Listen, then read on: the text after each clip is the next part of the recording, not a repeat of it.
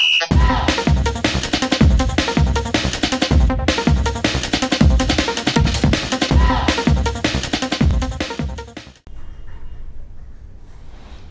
and welcome to Amakhosi channel. This is your like, comment, subscribe, guys. Welcome back.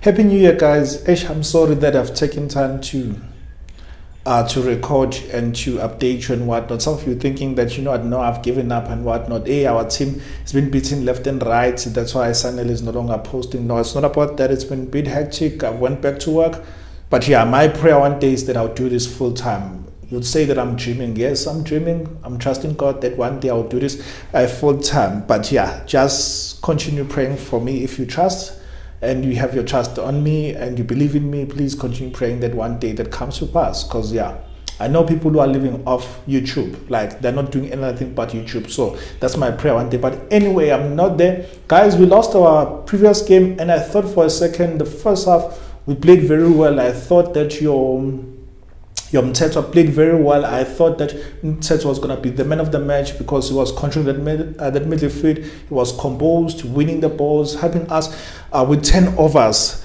winning those balls, rotating the ball and all those things and whatnot. And then unfortunate thing happened is that we scored from a silly school ball era where everyone pushed up the pitch.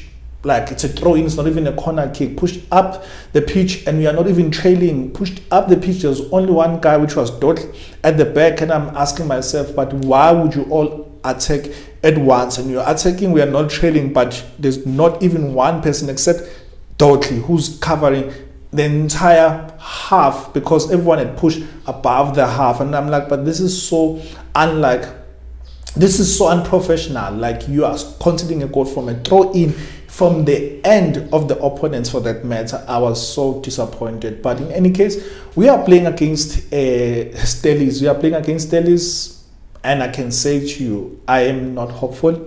I'm not gonna lie to you. Sometimes we have to face the realities that our team, it's dead. Look where we are in terms of the ball, in terms of the lock position and where we're supposed to be. Had we won that game, we're going to jump to position 4. But look where we are currently. And when you look at our team, mentally, they are not ready.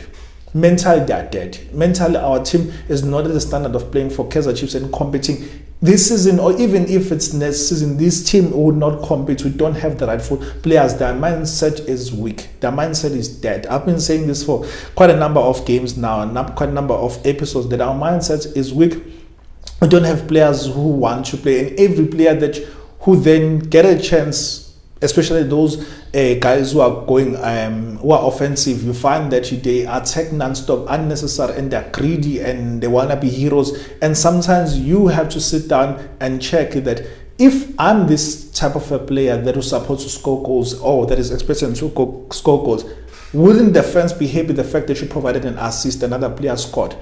Let me go to Manchester United. As some of you know that I'm a Manchester fan. There's a guy by the name of Garnacho. This young boy is brilliant. He's going far. His ceiling is there at the top.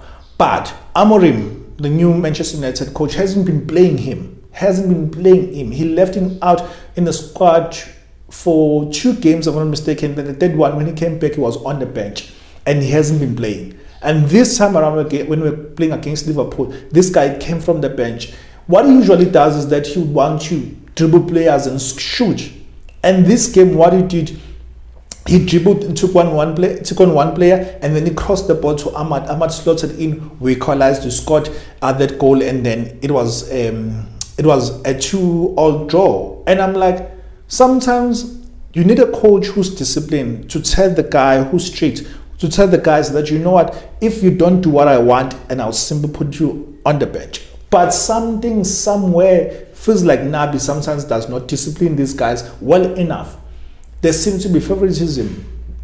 Some guys are playing games unnecessary. They're starting games unnecessary. They commit same errors. They're still going to play because looks like this coach has said that you are my guy and all those things. You look at the number of goals that you're conceding, especially in the back line, and you're like, but some guys are continuing to play. Even if they're the ones who are costing us, they continue to play. But in any case, this is a match preview with Stellis. Stellis are doing very well. They're doing very well. Obviously, in the top 8. They're still playing in Africa. Kaizer Chiefs is not even in Africa, and we are having more time in terms of training, but we're not implementing any of those ideas. Doesn't look like we're going forward. One step forward, two steps backwards. We are not winning games, we are not controlling games, we are not dominating games, we are missing chances, and sometimes we are not even entering the final third. We're shooting from outside. Entire game or entire 45 minutes, you find that there's no shots on target. We are playing a game with a team that is well organized, a team that is like converting their chances. This guy, De Jong, is their top striker, and if you're not careful enough, we're gonna lose this game. These guys, they have brilliant guys who are playing for Bafana. Some of those guys, we are linked with them. Some of the guys we are linked with them, like Basadin, we are linked with him as a Bafana international. You talk about your Adams, he's a Bafana international. Never mind the fact that he's been dropped because of being ill-disciplined, as some say. He's a Bafana international as well.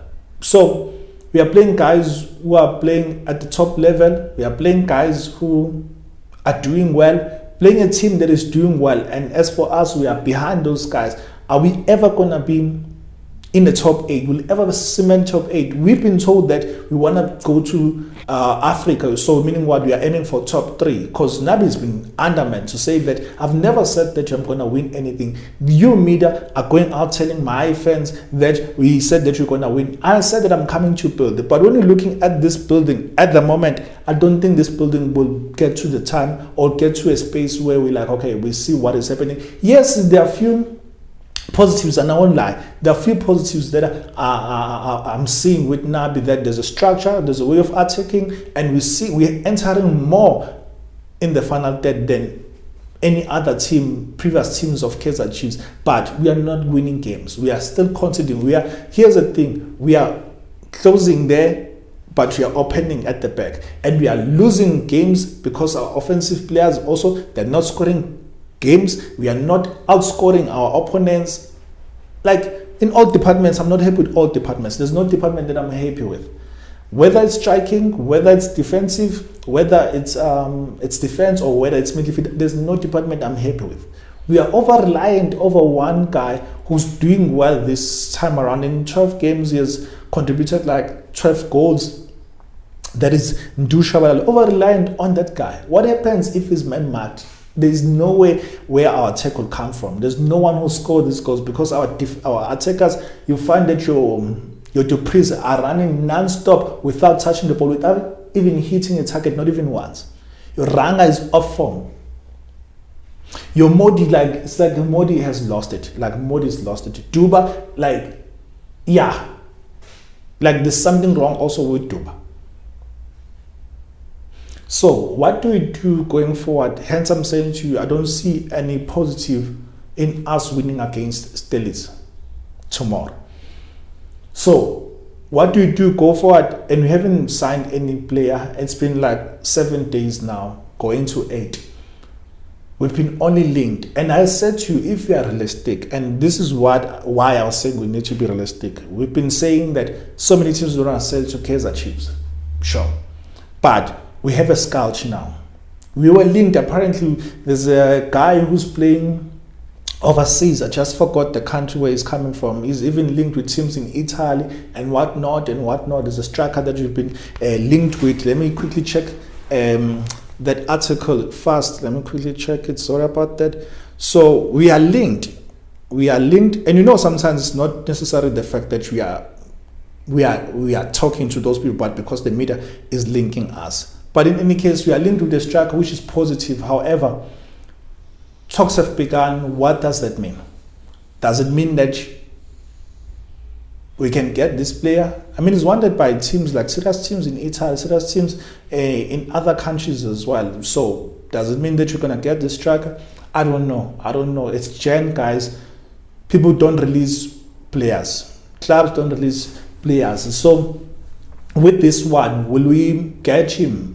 Do we really want him? I don't know. But for sure, we need a striker. As for which striker we're going to get, I don't know. And I said to you, this is why I said we need to be realistic. I said to you, if we are to get 2 players, like this window, like Jen, get 2 players, 1 striker, 1 CDM. Reason why I'm saying 1 striker, 1 CDM, we don't have a striker. Like our top goal scorer is a midfielder. We need a striker, a CDM. Teta is doing very well. And soon is going to be going back to Bafana. But we need a striker, a CDM who's going to replace this guy, who's going to replace him. Who's going to compete with him, because in the current team we have no one who competes with him. So let's see what's going to happen. But yeah, let me just finish my prediction. I think we're going to come out with a draw. And I would love to be shocked. And then we score and we control the game. We win the game. I would love to be shocked. But I don't think that we're going to win this game. It's going to be a draw or a lose. My prediction in terms of starting lineup, I would love the coach not to change so much in the starting lineup. For me, I might be wrong. For me, I think that Sile offered us something better way better than Modi. So I was shocked to see Sile being substituted when Modi did not offer us anything the previous game. And then we then put Dupreez on the left. And I'm like, but why Dupreez is not subbed? Because he didn't offer us anything up front. And then when he was a wing, and then he had 1 cross on target. The other one, it was over the bar. But anyway, let's say we change in the attack. We bring back Ranga. Ranga as a striker, winger, obvious. Wandile Duba keeping his spot. Doesn't have competition in the current team because Botanana is also injury prone. He's out. So it's Ranga, Wandile Duba. On the other wing, it's Dupreez because Modi won't give us anything. Saile seems as if he's leaving. So Dupreez. Behind the striker, Du Shabalala, obvious. Behind them, it's Mad, obvious. Behind them, it's Mad. It's Mteto. So it's Ranga, Wandile, Dupreez, Du Shabalala, Mad, Mteto. 2 centre backs, Dotli, Inasho. Right, it's Rick Froster.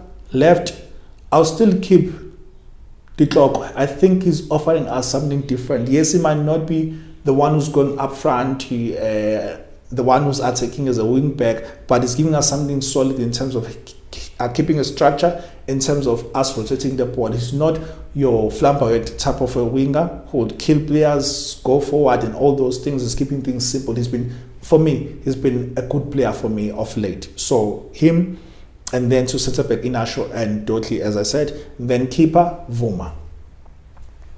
So that is my starting 11, and I said it's going to be a draw and lose. I would love to be surprised. What is your starting 11? What is your score prediction, guys? Let me know. I'm out. FC Amakhosi here. Love you. Cheers.